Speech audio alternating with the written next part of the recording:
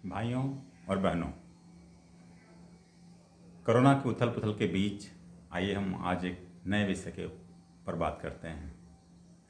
जैसा कि आप सभी लोगों को समाचार पत्रों के माध्यम से और टेलीविज़न के माध्यम से मालूम चल चुका होगा, बेंगलोर में जो 11 तारीख की रात में उपद्रव हुए उसके बारे में हम सभी लोगों को अब तक मालूम चल चुका होगा। यह घटना शुरू होती है 11 तारीख की शाम को, जहां एक फेसबुक पे पोस्ट किया जाता है। एक युवा जिसका नाम नवीन बताया जा रहा, उन्होंने पोस्ट किया मोहम्मद साहब के बारे में कुछ, जिसको लेकर के भीड़ इकट्ठी होनी शुरू हो गई और वहाँ के जो एमएलए मिस्टर श्रीनिवास मूर्ति हैं, जो इस बच्चे के रिश्तेदार लगते हैं, उनके घर के सामने भीड़ इकट्ठी होती चली गई और अल्टीमेटली अंततः उनके घर में आग लगा दी गई। करीब करीब 300 गाड़ियों में भी आग लगा दी गई, वाहनों में। करीब 60 पुलिसकर्मी घायल हो गए। 150 के आसपास लोगों को अरेस्ट किया गया और ये जो भीड़ इकट्ठा हुई थी, करीब करीब जैसा कि लोग बता रहे हैं 700 से 1000 के बीच में लोग उपद्रव कर रहे थे। और एक बात यह भी सामने आ रही है, बहुत प्लान तरीके से हुआ, क्योंकि जब फायर ब्रिगेड की गाड़ियां वहां पहुंचना शुरू करने की कोशिश कर रही थीं तो रास्ते में जलते हुए वाहन से रास्ता ब्लॉक कर दिया गया था। यहां तक कि 2 पुलिस थाने भी जला दिए गए, उनको नुकसान पहुंचाया गया। पुलिस वालों को भी समझ में नहीं आ रहा था कि करना क्या चाहिए, जिस तरह से अचानक भीड़ इकट्ठा होकर के और जिस तरह से ऑर्गेनाइज तरीके से पेट्रोल बम, बॉटल्स, रॉड्स का इस्तेमाल किया गया। इस घटना का सबसे दुखद पहलू यह है कि एक फेसबुक की पोस्ट हमारे देश में दंगे करा सकती है या उपद्रव करा सकती है, जिससे देश को कितना नुकसान होता है इसका अंदाजा लगाना ही मुश्किल है। और यह मुस्लिम समुदाय के लोगों के द्वारा किया गया। मैं बराबर तब से रिएक्शन देख रहा हूं, एक भी मुस्लिम समुदाय का लीडर या प्रवक्ता आकर के यह नहीं बोल रहा है कि यह गलत हुआ, ऐसा नहीं होना चाहिए या ऐसा करना गलत है। यह एक अपने आप में एक और बड़ी दुखद बात है। समाज में गलतियां हो सकती हैं, लेकिन समाज में जो बुजुर्ग लोग हैं, जो समझदार लोग हैं, वो आगे बढ़ करके लोगों को समझा सकते हैं। अब आइए इसके दूसरे पहलू पे चलते हैं। दूसरा पहलू यह है, इसका मतलब किसी भी राष्ट्र में, किसी भी देश में आप किसी भी समय उपद्रव करा सकते हैं। कोई फेक आईडी बना करके आप कुछ भी पोस्ट कर देंगे तो उपद्रव हो जाएंगे। मैं ये कहना चाहता हूं, जब हमारे देश में अभिव्यक्ति की स्वतंत्रता है, सभी लोग अपनी अपनी बात कहने के लिए स्वतंत्र हैं, तो इस तरह का उपद्रव करना किसी पोस्ट के ऊपर बिल्कुल गलत है। अगर किसी को दुख हुआ है, मैं जानता हूं किसी बात से किसी को तकलीफ हो सकती है, दुख पहुंच सकता है, उनको न्याय प्रक्रिया को फॉलो करना चाहिए। पुलिस स्टेशन में जा कर के दरखास्त करनी चाहिए, एफआईआर करना चाहिए, ये सब तरीके होते हैं। अगर इसी तरह से सभी लोग करना शुरू कर दें तो आप खुद सोचिए,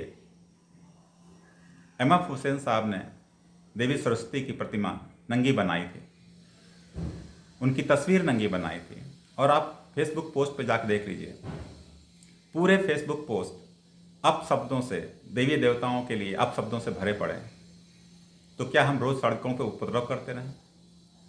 रोज सड़कों पर उपद्रव करने से काम समाप्त हो जाएगा? इस समस्या का समाधान हो जाएगा? दोस्तों, यह अपने आप में एक बहुत बड़ी जाहिलियत है, जब हम छोटी सी बात को ही बर्दाश्त करने से मना करते हैं और हम बार बार बोलते हैं कि अभिव्यक्ति की स्वतंत्रता होनी चाहिए क्योंकि हम डेमोक्रेसी में हैं।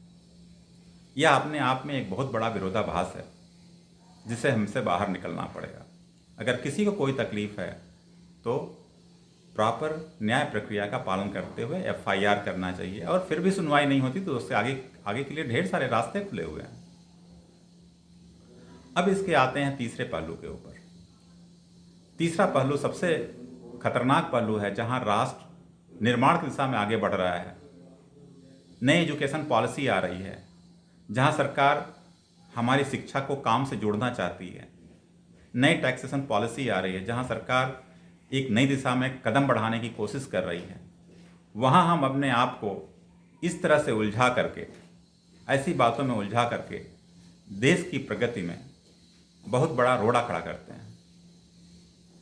अब आप पूछेंगे इन सब चीज़ों का समाधान क्या है? अगर समस्याएं हैं तो समाधान भी होगा। सबसे पहला समाधान मैं ये देखता हूं, अगर किसी को किसी भी वर्ग, समुदाय या किसी भी व्यक्ति को तकलीफ है तो उसको न्याय प्रक्रिया का पालन करना चाहिए। दूसरी बात, हमें किसी भी दूसरे धर्म के लोगों के बारे में अनपेक्षित टिप्पणी नहीं करनी चाहिए। ऐसी टिप्पणी नहीं करनी चाहिए जो किसी को बुरी लगे।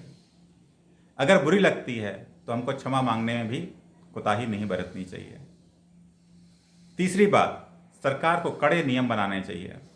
इस तरह के उपद्रव को कतई बर्दाश्त नहीं किया सकता जो देश आगे बढ़ने की दिशा में काम कर रहा हो। कड़े कानून होने चाहिए और पुलिस को बिल्कुल खुले हाथ देने चाहिए। जहां वो अगर ऐसी परिस्थितियां खड़ी होती हैं वहां वो स्वयं निर्णय ले सकें, और गोली हवा में चलाने के बजाय, मैं तो इसको बोलूँगा, अगर इस तरह का नुकसान होता है तो लोगों को शूट एट साइट भी किया जा सकता है, क्योंकि राष्ट्र से बड़ा कुछ भी नहीं होता है। अगर आपको तकलीफ है, मैं बार बार कहना चाहता हूँ, आपको तकलीफ है तो उसके लिए पुलिस स्टेशन बने हुए हैं, उसके लिए न्यायपालिका है। और अगर हम उन सब को चीज़ों को नहीं मानते हैं तो रियल में हमारी डेमोक्रेसी बेकार है। एक तरफ तो हम डेमोक्रेसी की सराहना करते रहते हैं कि हमको डेमोक्रेसी चाहिए, और दूसरी तरफ हम डेमोक्रेसी के सारे मूल्यों का उल्लंघन करते हैं, जो कि अपने आप में बहुत गलत चीज़ है। मैं सरकार से अपेक्षा करता हूँ कि वह कड़े नियम बनाएं, पुलिस को और सबल बनाएं, और दूसरी तरफ जनता से अपील करता हूँ, जनता से आग्रह करता हूँ, सुझाव देता हूँ, सजेशन देता हूँ कि वो अगर किसी भी बात से तकलीफ होती है तो प्रॉपर न्याय प्रक्रिया का पालन करें, अपने प्रॉब्लम्स को सुलझाने की कोशिश करें। वही हमारे देश के लिए एक उज्जवल भविष्य लेकर के आएगा। नहीं तो सरकारें अच्छे कॉलेज बनाएंगी और हम उनको चलाते रहेंगे। सरकारें अच्छे मेडिकल कॉलेज बनाएंगी, हम उनको बर्बाद करते रहेंगे। सरकारें अच्छी सुविधाएं बनाएंगी, हम उनको तोड़ फोड़ करते रहेंगे। सरकारें अच्छा पुलिस स्टेशन बनाएंगी और हम उसमें आग लगाते रहेंगे। इसका कोई मतलब नहीं निकलता है। हमारे देश को एक सिंक में होना चाहिए, एक साथ चलना चाहिए, और तभी ये देश राष्ट्र के रूप में बहुत आगे निकल सकता है। दोस्तों, आइए हम सब मिल करके अपने विभिन्न मुद्दों को भुला करके, फालतू की बातों को भुला करके, एक साथ मिल करके राष्ट्र निर्माण में सहयोग करें। जय हिंद।